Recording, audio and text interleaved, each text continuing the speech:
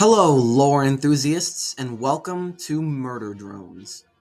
Murder Drones is an 8-episode-long indie animation series that revolves around cute little robots that murder each other for reasons.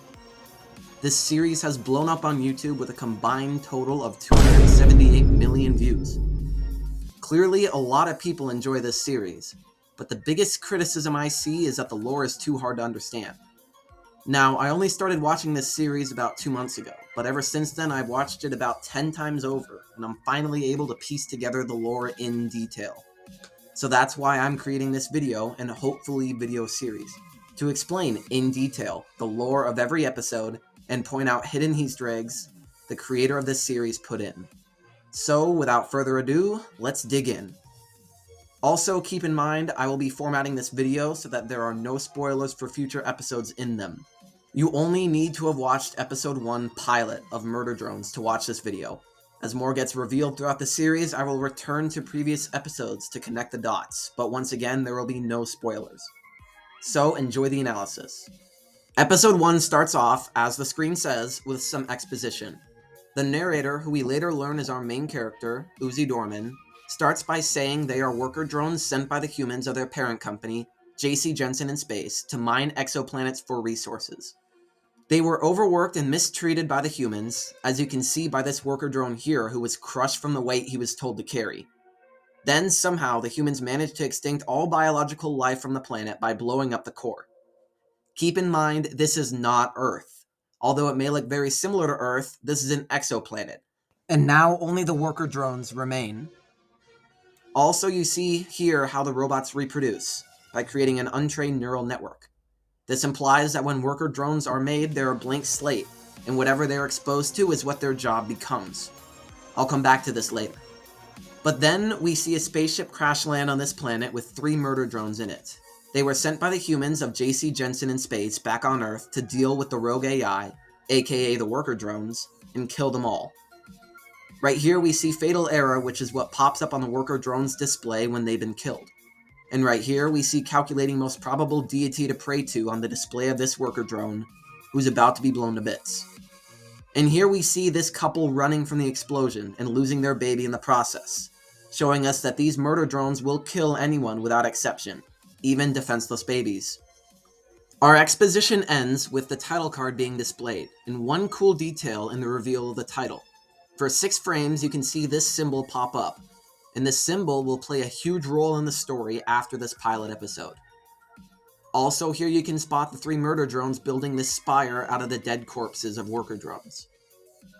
Now we cut to Uzi, who is giving this narration as part of a class presentation.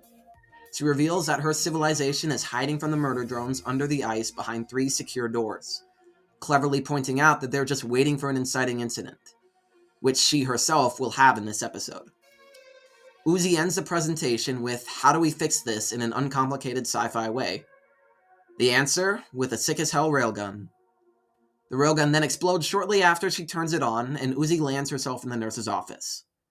There are a few funny posters which I'll put up briefly if anyone wants to pause and read them. We see the railgun smoking but still intact, and Uzi with bandages and an ice pack over her right eye. She gets taunted by these 2, who we will see later in the episode and in the series. We then meet Thad, who gives us a lore drop on Uzi's dad, Condor Man, who is the leader of the WDF, Worker Defense Force, is displayed on Time magazine, and is apparently the one who made the 3 doors protecting this colony from the murder drones. We also learn that Khan does not like having a daughter, as shown here and here. Uzi then tells us that she's sneaking to the murder drone lair tonight, that big spire of corpses she mentioned earlier, to get the last part she needs to make her railgun work. She then wakes up at 3 a.m. and we can actually see her plugged into a wall outlet right here, recharging her battery during the night. She wakes up, gets ready, and then grabs the door master key, ironically a floppy disk. We can also see a picture here with Khan, Uzi, and presumably Uzi's mother, who is cut or broken out of the frame. So now Uzi is in the hallway with the 3 doors. She opens the first one with the master key only to find Khan behind it, who questions her as to why she's out this late. Eventually, she convinces him that she too loves doors as much as her dad, which I don't think is possible, and that she needs to measure the exterior hydraulic mechanisms of door 1 for a school project. We also learn that she views the WDF as cowards by hiding behind doors, a principle that she's combating with her new railgun. Khan is proud and gives Uzi the wrench he used on his first doors, and also the wrench to put Uzi's mom out of her misery when the murder drone stabbed her with their nanite acid, something we'll see here soon. Also, I'm kind of surprised Khan just willingly lets his daughter outside, where she could get killed. They hide behind doors for a reason, and this just kind of seems reckless. Anyways, we cut to Uzi walking through the snow and the minefield of dead worker drones, until she gets to the Spire, aka the murder drone lair. We see the landing pod the 3 murder drones arrived in, and then Uzi finds this green power cell looking thing, which was what she needed for her railgun. Then one of the murder drones flies down as Uzi hides, but they see each other and a fight ensues. Uzi loads in the power cell to make her railgun operational, but then immediately drops it as the murder drone lands right by her. Uzi then does this sick backflip and superhero pose, jokingly saying, "And they said pirating all this anime was useless." This sentence actually has more truth to it than you may realize. It was shown earlier that worker drone babies are untrained neural networks, and they start as a blank slate. Because Uzi grew up pirating a bunch of anime, she actually learned the fight moves she watched, which is why she can do all these in battle. Uzi then gets stabbed with the same nanite acid that her mom was stabbed with, which is seemingly on their tail, and the murder drone prepares the final shot. Quick fun little detail, when the murder drone scans Uzi, the phrase "plot armor detected" pops up, which is honestly kinda true, because the murder drone had plenty of time to shoot before Uzi shoots her railgun. Uzi's shot decapitates the murder drone, which surprises even her with how well her gun worked. Also, her railgun has a 30-minute recharge timer, which is kinda insane, but I guess it makes sense with how much damage it can do. But in a surprise twist, the murder drone can regenerate its head, but we see one red light on its headband and an error message saying optic sensors offline.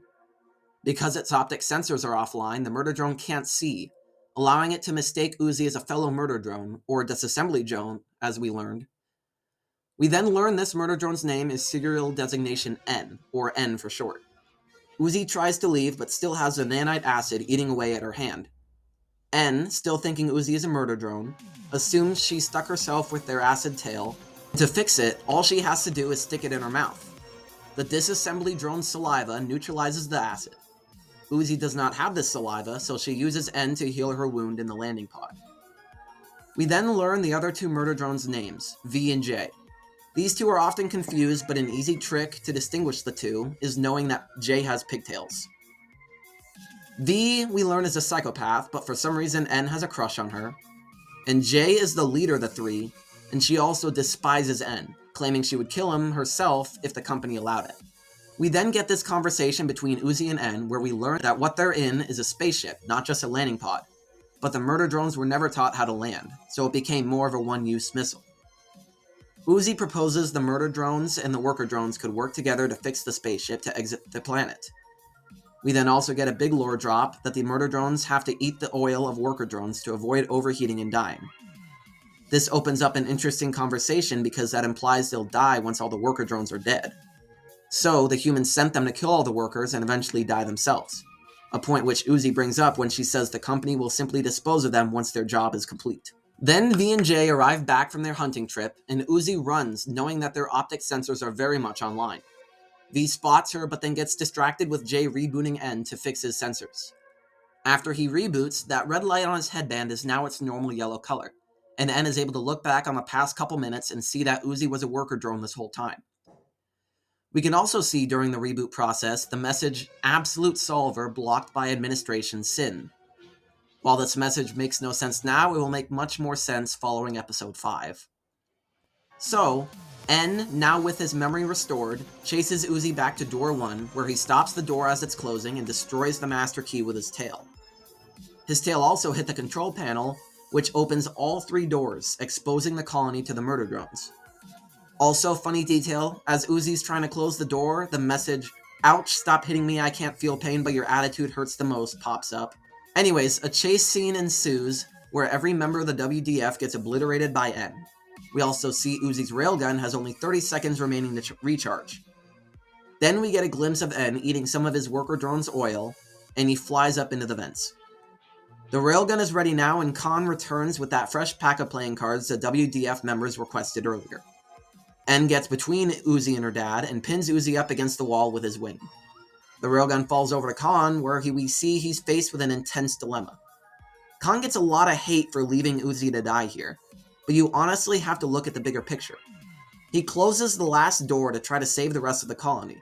It was one of those one life over 100 types of movie predicaments, and he chooses the logical option. Khan's trauma from watching a murder drone kill his wife left him unable to shoot at N. While what he did wasn't the right option, in my opinion it was the best option, despite what people say. Moving on, after Khan closes the door, N feels bad for Uzi and throws her aside to save her from J and V. We learn that V has been trying to get past door 1 for months and is proud of N for being able to do it. N gets a bit flustered here because his crush V actually remembered his name.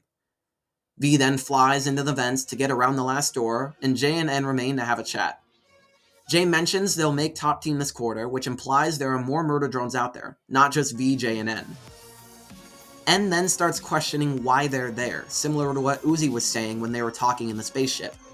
But J chips N with a virus because he was questioning company, something she feels no remorse doing.